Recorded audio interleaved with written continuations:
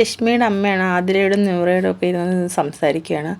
ഇപ്പോഴത്തെ ജനറേഷൻ്റെയും പഴയ ജനറേഷൻ്റെയും പറ്റിയുള്ള വ്യത്യാസങ്ങളൊക്കെയാണ് പറയുന്നത്.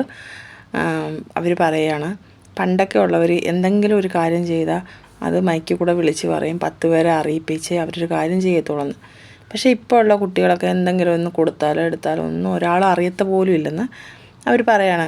ഇപ്പോൾ ഉദാഹരണത്തിന് ഒരു അമ്പലത്തിൽ തന്നെ ഒരു അന്നദാനം നടത്തുന്നു. പഴയ ആൾക്കാരാണെങ്കിൽ അത് വിളിച്ച് പറഞ്ഞ് മൈക്കിൽ കൂടെ വിളിച്ച് പറയും, അല്ലെങ്കിൽ നോട്ടീസ് അടിക്കും.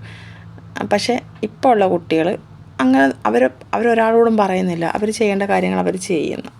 പിന്നെ ഇപ്പോൾ ഉള്ള കുട്ടികൾക്ക് പെട്ടെന്ന് ദേഷ്യം വരുന്നു, അതാണ് ഒരു ഇത്.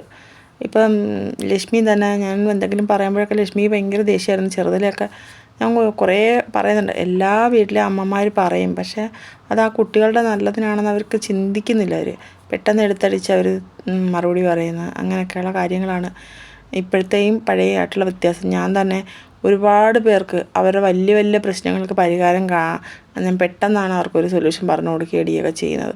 പക്ഷേ എനിക്കൊരു പ്രശ്നം വന്നു കഴിഞ്ഞാൽ ഞാൻ ആകെ ടെൻഷനാവും.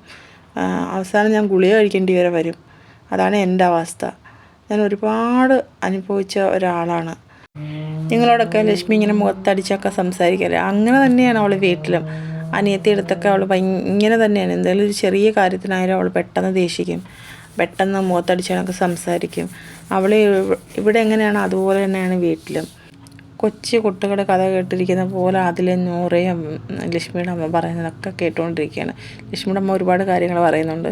എല്ലാം ഇപ്പോഴത്തെ ജനറേഷനെയും പഴയ ജനറേഷനെയും പറ്റിയുള്ള വ്യത്യാസങ്ങളും കാര്യങ്ങളാണ് പറയുന്നത്. അടുത്തൊരു ലൈവ് അപ്ഡേറ്റുമായിട്ട് ഞാൻ വീണ്ടും വരാം. ദയവ് ചെയ്ത് എൻ്റെ ചാനൽ സബ്സ്ക്രൈബ് ചെയ്യാത്തവരൊക്കെ ഒന്ന് സബ്സ്ക്രൈബ് ചെയ്തിട്ട് പോകും. വീഡിയോ ഒരുപാട് പേര് കാണുന്നുണ്ട്, പക്ഷേ ആരും സബ്സ്ക്രൈബ് ചെയ്യുന്നില്ല. എൻ്റെ പുതിയ ചാനലാണ്. പ്ലീസ് എന്നെ ഒന്ന് സപ്പോർട്ട് ചെയ്യണേ എല്ലാവരും.